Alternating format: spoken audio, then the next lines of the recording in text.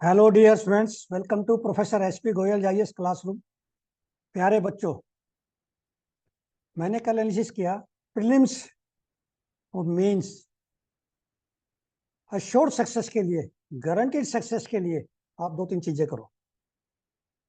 First point ये है कि न्यूज़पेपर का एनालिसिस, फिर उसके इंपॉर्टेंट पॉइंट्स नोट्स नोट्स बनाना है, उससे नोट करो। बिना नोट किए नहीं बन सकते आईएएस।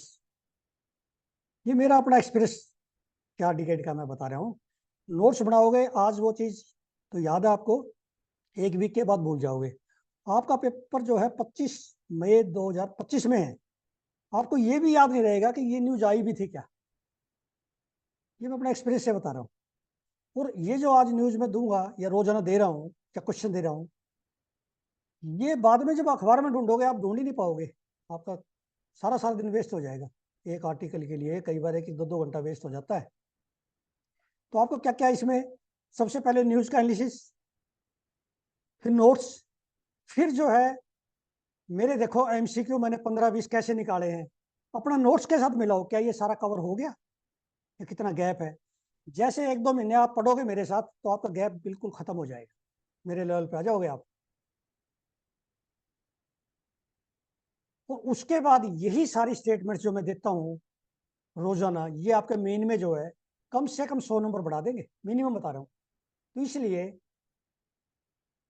ये मेरा एक जो है एनालिटिकल पॉइंट है भी, बिना नोट्स बनाए न्यूज़पेपर से आप आईएएस नहीं बन सकते,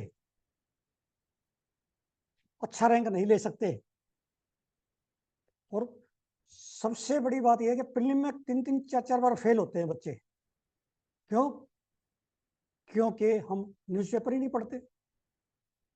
75 क्वालिफाइंग मार्क्स 200 में से जीएस पेपर 1 में आना कितना मुश्किल हो गया है। इसका मतलब आपका सेल्फ कॉन्फिडेंस, आपकी मेहनत, आपकी सेल्फ स्टडी वो कम हो गई है, ये शो करता है। तो आज हम जो है देखिए स्किल को देखिए, आप बड़े क्रिटिकली देखिए, सुनिए कैसे हम हिंदू और इंडियन एक्सप्रेस दो न्यूज़पेपर का एनालिसिस करते हैं। ये मैं 4 घंटे इसलिए लगाता हूँ, आपका 1 घंटा लगे, 3 घंटे रोजाना बचे आपके। और आपको नोट्स बनाने में सुविधा हो जाए। फिर देखना, एक कॉपी बना लो, पूरे साल देखना, उसमें आपके पास इतने नोट्स हो जाएंगे, इतने बढ़िया जो है आपका आंसर अपने आप लिखा जाएगा। ये करंट अफेयर्स एसेंशियल 2025 का जो कोर्स मैंने लॉन्च किया है रिसेंटली, बहुत सारे बच्चे सोच रहे हैं उसके बारे में। मैं ये जरूर बता दूं, अब तक 212 प्रैक्टिस क्वेश्चंस एमसीक्यू मेंस के, मई के, अभी मई का जो है एक फोर्टनाइट गया है, 212 क्वेश्चन, जो मैं भी एक्सपेक्ट नहीं कर रहा था, मुझे भी नहीं पता चलता न्यूज़पेपर में कितने आएंगे। इसका मतलब मान लिया 400 क्वेश्चन आ गए सपोज 1 महीने में, और क्या चाहिए आपको प्रीलिम मेन के लिए, आपकी तैयारी होगी।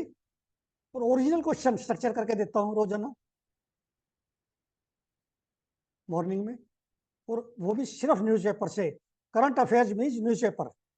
आज मैं आपको जो है मेरे बड़े पुराने प्रोफेसर मित्र, उनका कनाडा से सुबह टेलीफोन आया, उन्होंने वीडियो देखी, उन्होंने एक समअप किया मैंने उनकी बात का कि एक प्रोफेसर का यही काम होना चाहिए कि वो डायरेक्शंस दे अपने बच्चों को, सही लाइन पे चले वो अपने कैरियर में, जो मर्जी कैरियर चुने लेकिन वो भटके ना, सेल्फ कॉन्फिडेंस डेवलप करें, मेहनत करें, सेल्फ कॉन्फिडेंस और राइट अप्रोच।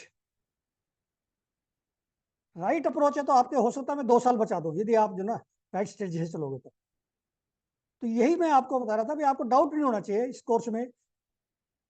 किसी आप प्रोफेसर से बात करो, इस कोर्स को इवेल्युएट कराओ, किसी वाइस चांसलर इवेल्युएट कराओ, ये कोर्स आपको नंबर 1 मिलेगा इंडिया में करंट अफेयर्स का। देखिए हिंदू में निसार सैटेलाइट पे ये लॉन्च किया जाएगा इस साल के एंड में। स्पेस पे एक चीज को नोट कर, रोज बताता हूँ भाई, ये क्वेश्चन आएगा स्पेस पे, एक क्वेश्चन आएगा minimum, Nisar, Aditya L1, XPoSat, Chandrayaan 3, इनमें से एक या दो क्वेश्चन। क्या कोई इतने कॉन्फिडेंस से बताता है? क्योंकि जब आप मेहनत करोगे तो अपने आप ही आपको समझ आ जाएगी। और जो बच्चे 2025 में एग्जाम देना है, एक दिन भी खराब ना करें, 1 घंटा भी आज से ही लग जाएं, और कमेंट बॉक्स में मुझे बताएं कि मेरी इफेक्टिव स्टडी, स्टडी नहीं, इफेक्टिव स्टडी 2 घंटे हुई या 3 घंटे हुई या 4 घंटे हुई, कोई बात नहीं, चाहे 1 घंटा हो। और ये मुझे जरूर बताएं कि न्यूज पेपर कितनी देर पढ़ा आपने। इस समय आप 2 घंटे भी पढ़ सकते हैं, अफोर्ड कर सकते हैं। अब निसार सैटेलाइट के ये इसरो का लॉन्च करने जा रहा है स्पेस डॉकिंग एक्सपेरिमेंट। अब ये इस इसरो जो है निसार सैटेलाइट को लॉन्च करेगा with the help of USA. अब इसके क्वेश्चन देखिए, क्वेश्चन ही निकाल दिया मैंने, इसको पढ़ना है आपने, इसके ऑब्जेक्टिव बड़े अच्छी तरह से दिए इसमें। निसार क्या है? Synthetic aperture radar satellite will be with S band and L band. इसमें आपने ये देखना है एस बैंड कौन बनाएगा, एल बैंड कौन बनाएगा, कौन सा इंडिया बना रहा है, कौन सा यूएसए बना रहा है। स्पेडक्स क्या है? स्पेडक्स will be precursor to ISRO building a space station.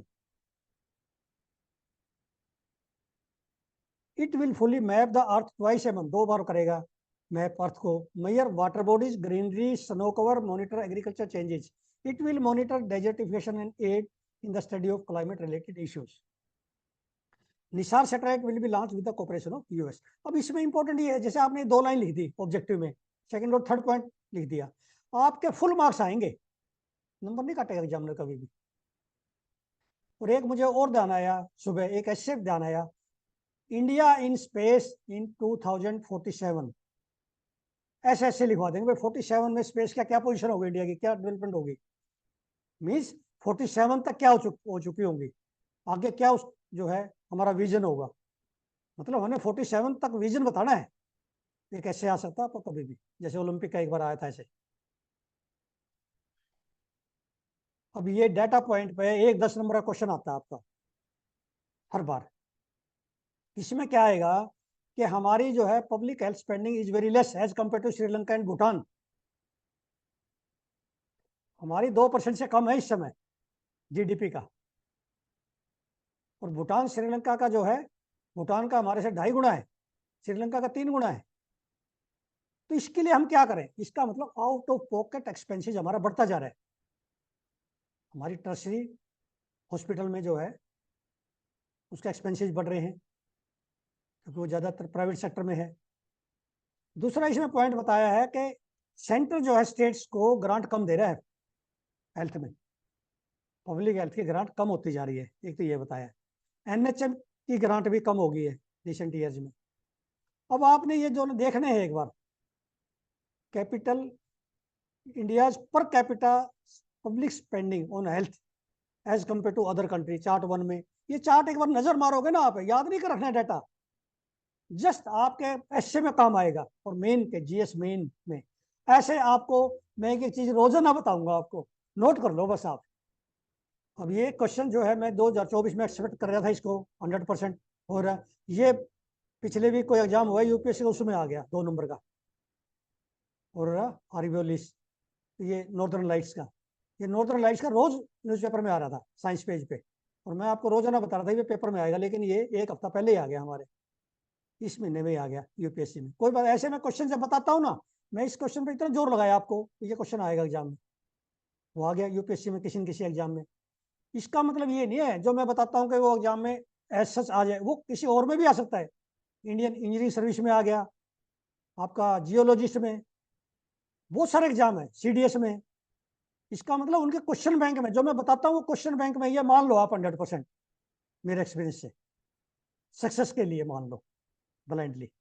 अब ये मैं रोजाना 1 या 2 क्वेश्चन ऊपर जो बॉक्स आता है ना ये वर्ल्ड पेज पे, ये कोई नहीं पढ़ता ट्रूली स्पीकिंग, इस पे रोजाना 1 क्वेश्चन या 2 क्वेश्चन देता हूँ।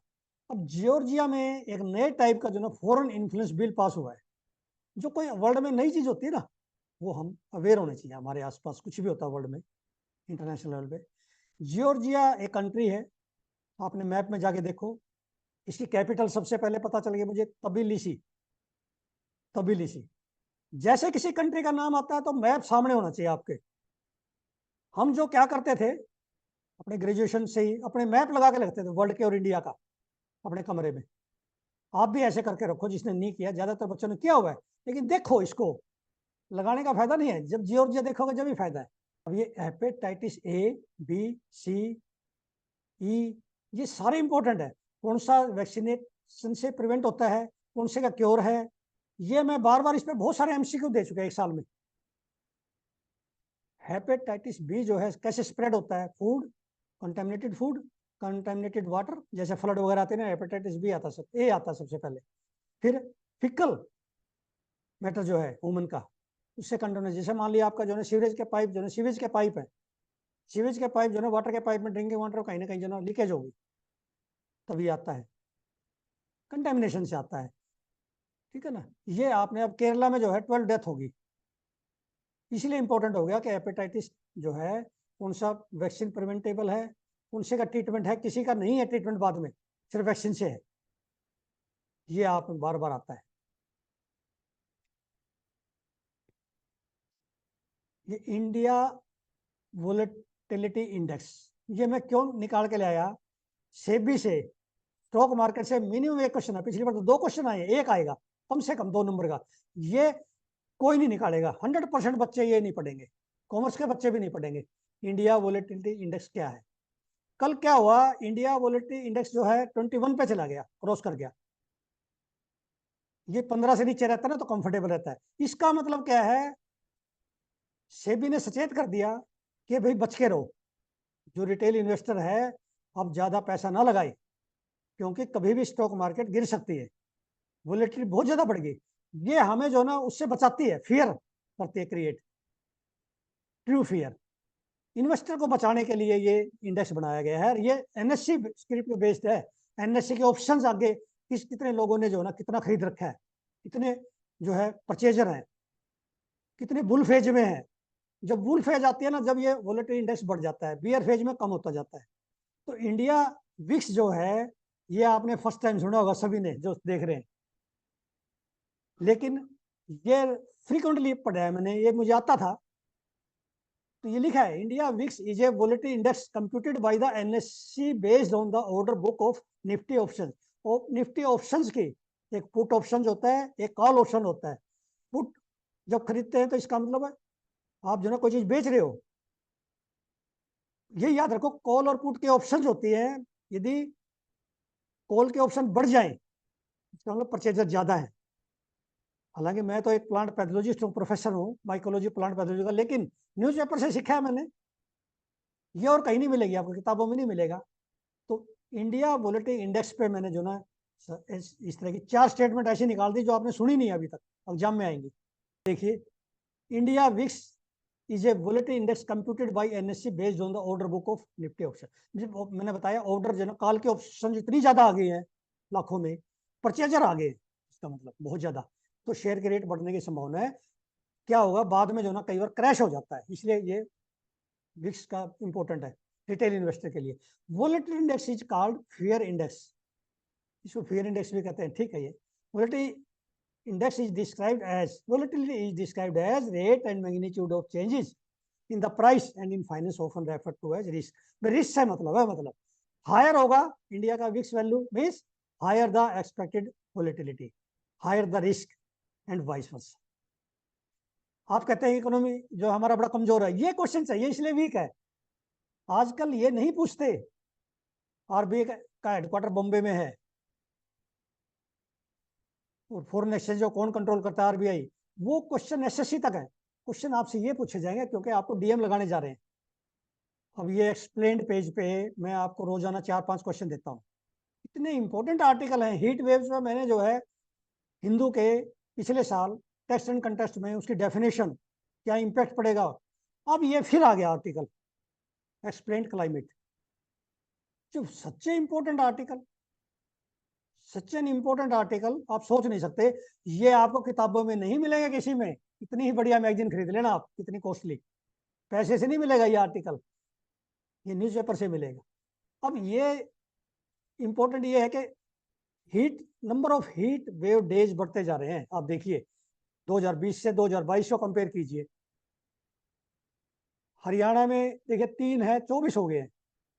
झारखंड में 1 था, 18 हो गया, 18 गुना। आप ऐसे देखिए एक बार, इसको जस्ट याद नहीं रखना फिगर। पंजाब में 24 हो गए, 1 थे।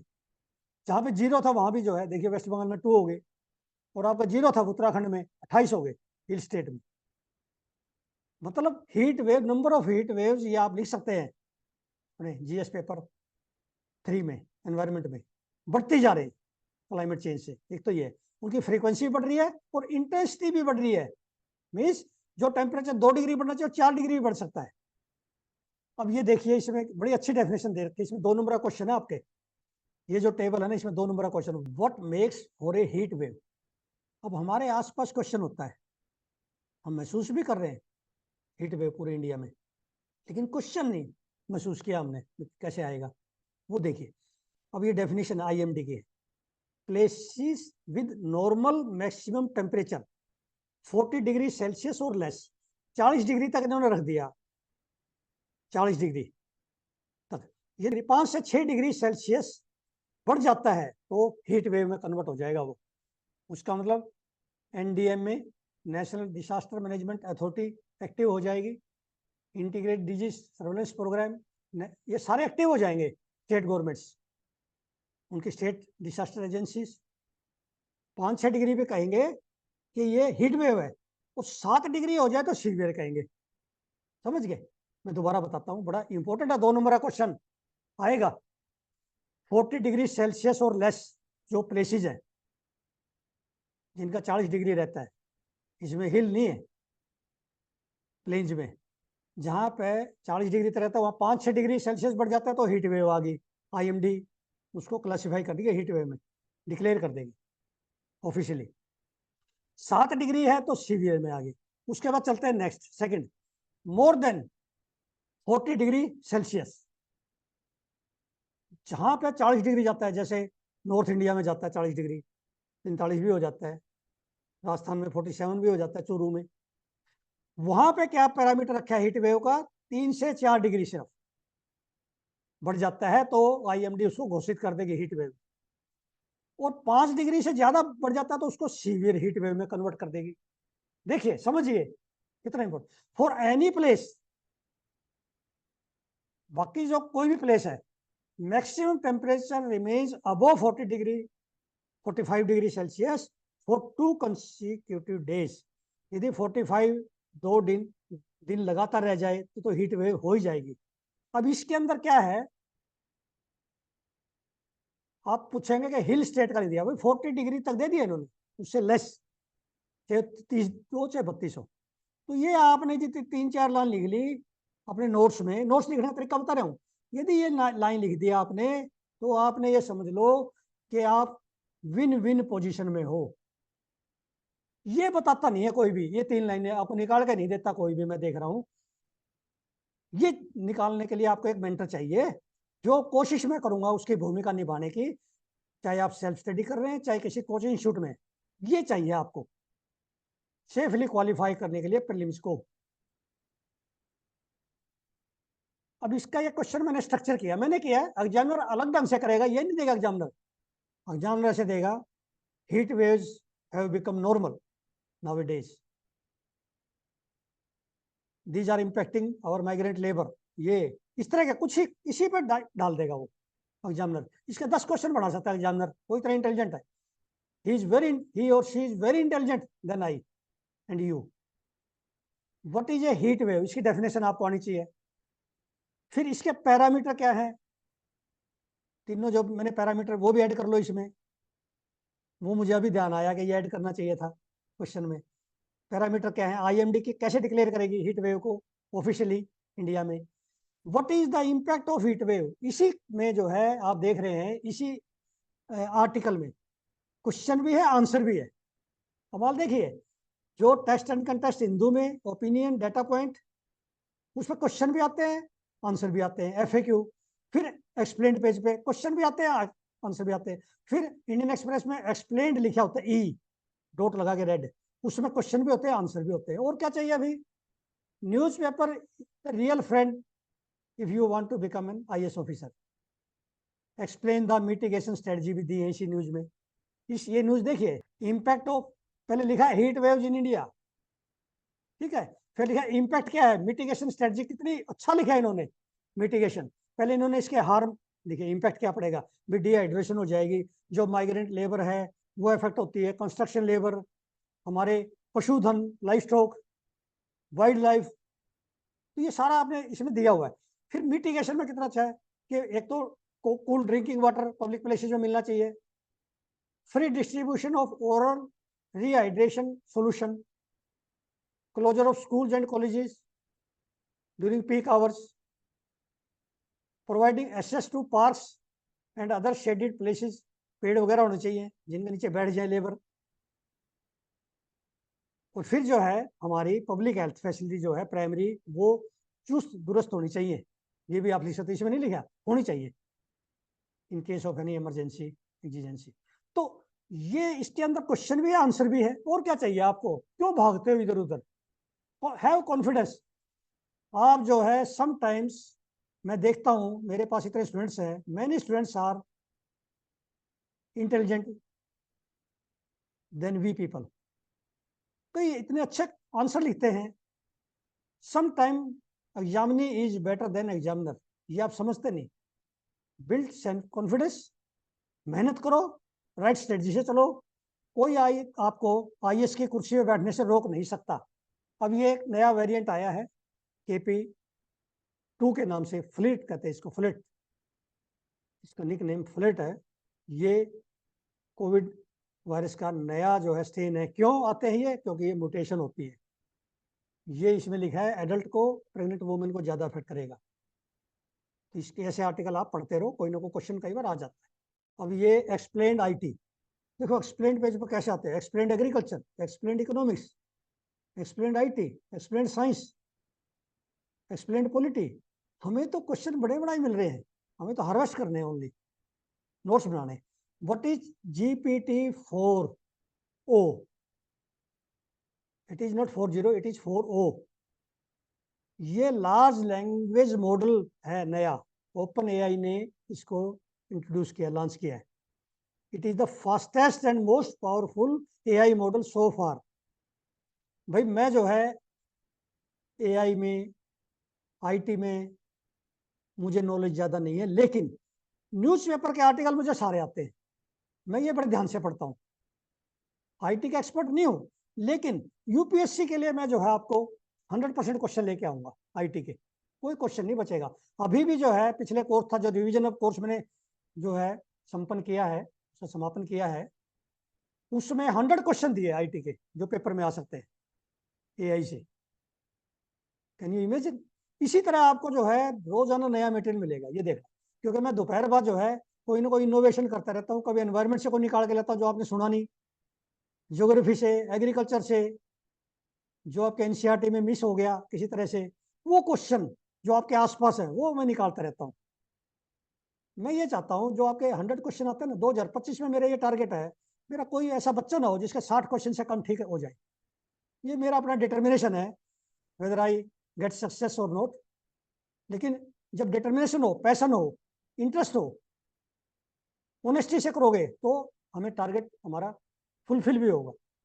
तो मैं पुनः बताता हूँ, मेरा टारगेट ये है, मेरे जो बच्चे आएंगे 2025 में, किसी भी स्टूडेंट के, एस्पिरेंट के 60 क्वेश्चन से कम ठीक ना हो, चाहे वो मेरी गलती हो चाहे आपकी होगी।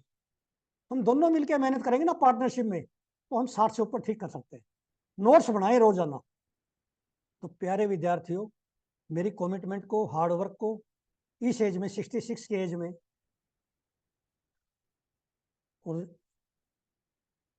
रोजाना सुबह जैसे 4 घंटे में रोजाना बताता हूँ, ये बार बार बताने के लिए, इतनी मेहनत करके आपको क्वेश्चन निकाल के देता हूँ। यदि आपकी ये लाइकिंग है, रियली आप समझते हैं, जिस तरह कमेंट बॉक्स में लिखते हैं, जिस तरह से विदेशों से प्रोफेसर ने जो है इस कोर्स को अप्रिशिएट किया है, तो इसको लाइक करें, आप सब्सक्राइब करें और शेयर करें, ज़्यादा से ज़्यादा बच्चों को फायदा हो इसका इंडिया में। Thank you very much, take care.